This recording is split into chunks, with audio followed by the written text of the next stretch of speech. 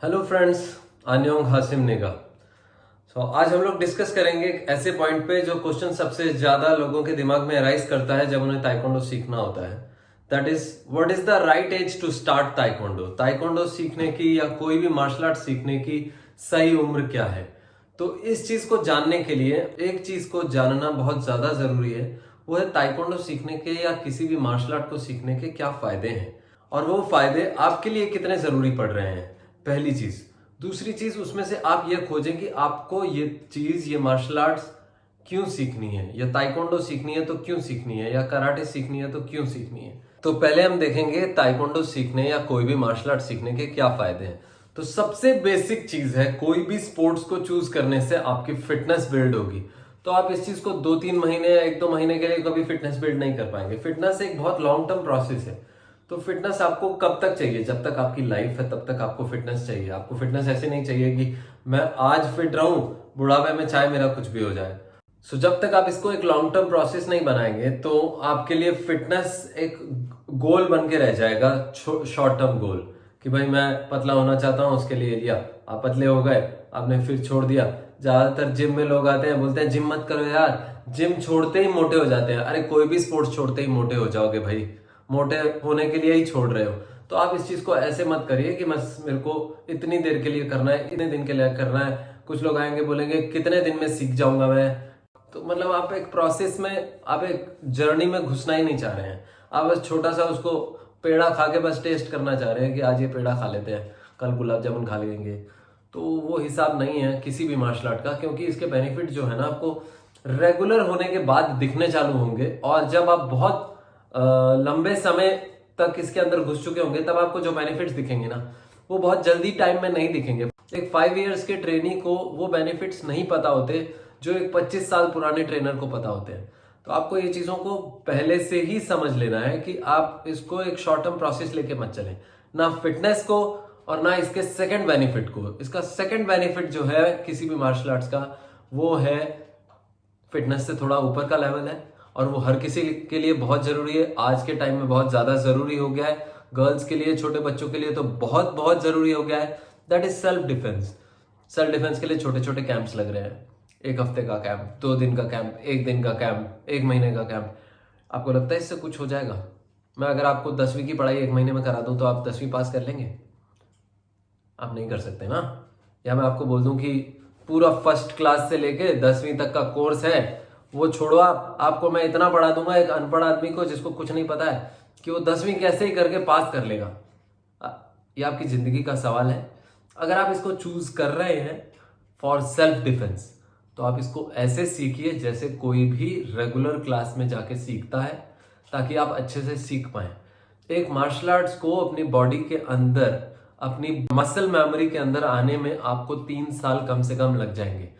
उतना ही टाइम आपको एक बेसिक ब्लैक बेल्ट बनने में लगते हैं। आजकल कम टाइम लगता है, मेरे को 7 साल लगे थे। तो ऐसा मत समझिए कि ओहो हम तो 2 ही साल में बन गए। ऐसा कुछ नहीं है। हमारी ट्रेनिंग के स्टैंडर्ड्स बहुत हाई थे। ब्लैक बेल्ट इतना आसानी से नहीं मिलती थी। मुझे ब्लैक बेल्ट करने के लिए 300 पुशअप्स, नकल डिप्स करने पड़े थे, ठीक है ना, 300 स्क्वाट्स करने पड़े थे। आजकल कुछ नहीं करना पड़ता। 8 पुमसेस करो, 2 बोर्ड्स ब्रेकिंग करो, थोड़ी सी फाइट दिखाओ, हो गया। तो इट्स नॉट, क्योंकि आजकल जो है स्पोर्ट में आ गया है। पहले इतना स्पोर्ट्स कल्चर नहीं था। पहले मार्शल आर्ट्स एक डिफरेंट ट्रेडिशनल कल्चर था। तो कोई भी मार्शल आर्ट्स में आप हैं तो अच्छे लेवल पे होने चाहिए। आप ऐसे सेल्फ डिफेंस नहीं कर पाएंगे, हाँ भाई मेरे को 2 पंच। ऐसा नहीं है कि आप बिल्कुल ही नहीं कर सकते। मैंने अगर आपको 1 महीना कुछ भी सिखाया है तो आपके दिमाग में कुछ तो रहेगा कि कुछ तो करेंगे आप। लेकिन it is not good to have कुछ तो, आपको कुछ ज्यादा होना चाहिए। आप एक अच्छा लेवल गेन करिए। थर्ड बेनिफिट है इसका स्पोर्ट्स, वो भी एक लेवल तक लो स्टैंडर्ड का ही गिनता हूं मैं। स्पोर्ट्स एक बहुत वाइड रेंज है। स्पोर्ट्स के अंदर अगर आप ताइक्वांडो, मैं ताइक्वांडो का एग्जांपल देता हूं, कोई भी मार्शल आर्ट्स मैक्सिमम एक जैसी है। कोई भी स्पोर्ट्स अगर आप लेते हो तो स्पोर्ट्स में आप, ताइक्वांडो में 2 स्पोर्ट्स चलते हैं, पुमसे क्यूर्गी। क्यूर्गी मतलब फाइट चैंपियनशिप्स, और पुमसे का मतलब है आप फॉर्म्स वगैरह करके दिखाते हैं। तो आप उनमें से कोई भी ऑप्ट कर सकते हो। आपको बहुत रेगुलर ट्रेनिंग करनी पड़ेगी। दोनों ही चीजों में आप एक अच्छे मार्शल आर्टिस्ट बन जाएंगे।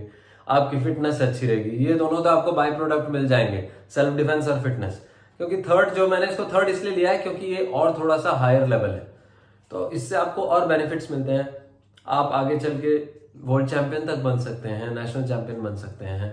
और नहीं तो आप नहीं ऑप्ट कर पाए पर सीखा, आपने ट्रेनिंग की, तो स्पोर्ट्स में और भी रेंज है। आप एसोसिएशन के मेंबर बन सकते हैं, आप रेफरी बन सकते हैं, जूरी टीम में आ सकते हैं, आप एक अच्छे ट्रेनर बन सकते हैं, कोच बन सकते हैं। बहुत सारे ऑप्शंस हैं आपके पास।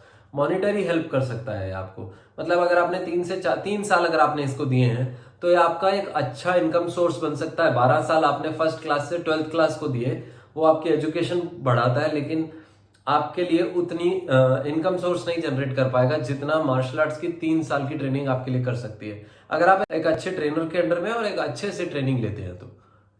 जो लास्ट बेनिफिट है जो मुझे बहुत पसंद है वो है आपकी स्पिरिचुअल जर्नी।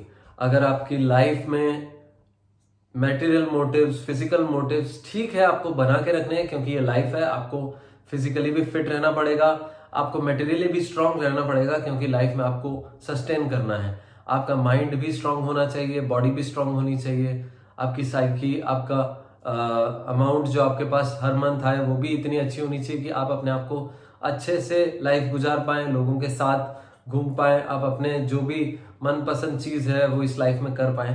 तो इसके लिए आपको मॉनिटरी भी अच्छा होना पड़ेगा। बिसाइड्स अगर आप स्पिरिचुअल जर्नी की तरफ बढ़ना चाहते हैं तो मार्शल आर्ट जो है हमारे बहुत पुराने बौद्ध धर्म के गुरु बोधिधर्मा ने मॉन्क्स को दी थी, तो आप भी उस जर्नी को अपना सकते हैं जिससे आज शाओलिन टेम्पल जुड़ा हुआ है और वो उसी तरीके की प्रैक्टिस कर रहा है। तो आप मेडिटेशन से जुड़ सकते हैं, आप बहुत हाई लेवल की ट्रेनिंग करें, तो ये एक तरीके का आपके लिए लाइफ का ट्रेडिशन बन जाएगा। मतलब आप इसको अपनी साधना बना लेंगे।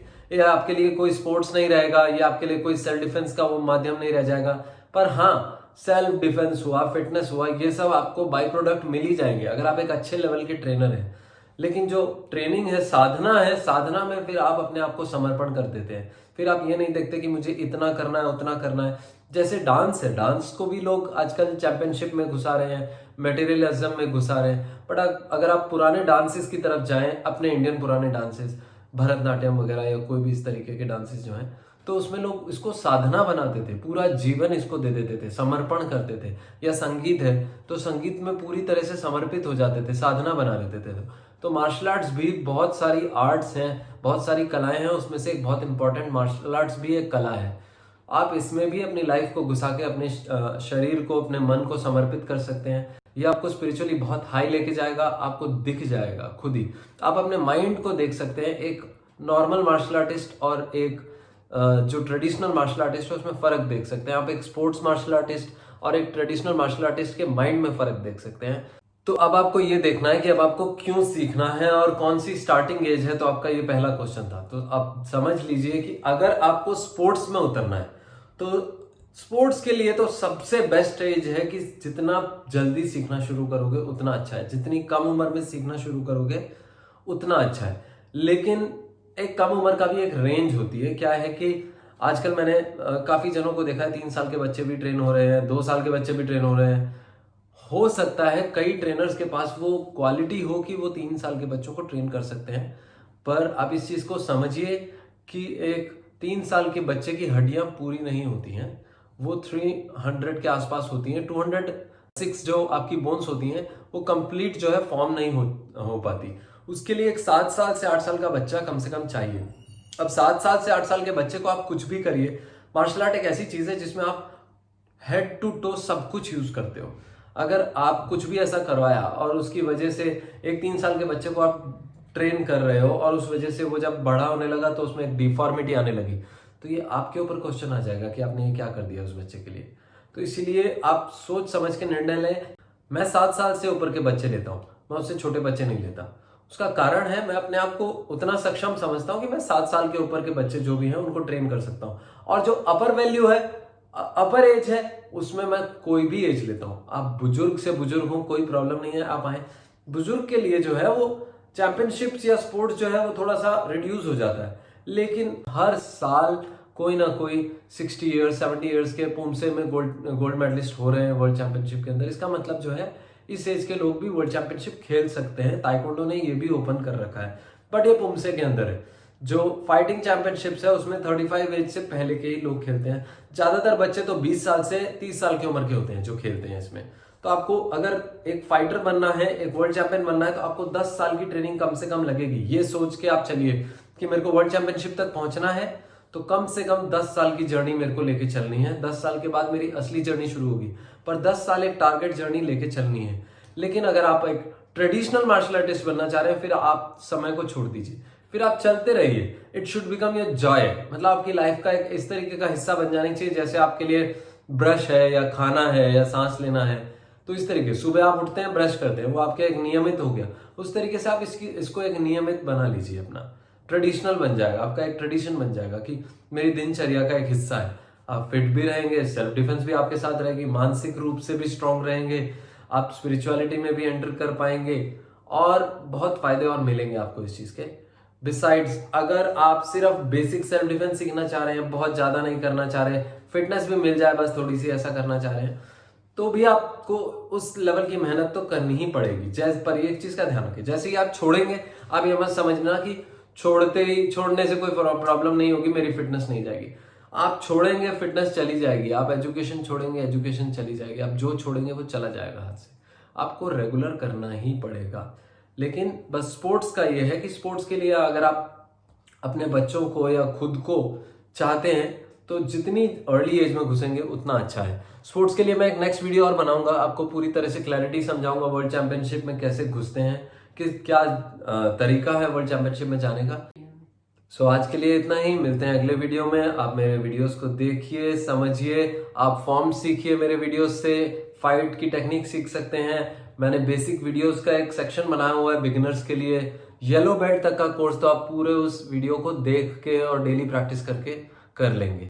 Thank you very much, bye bye, 감사합니다।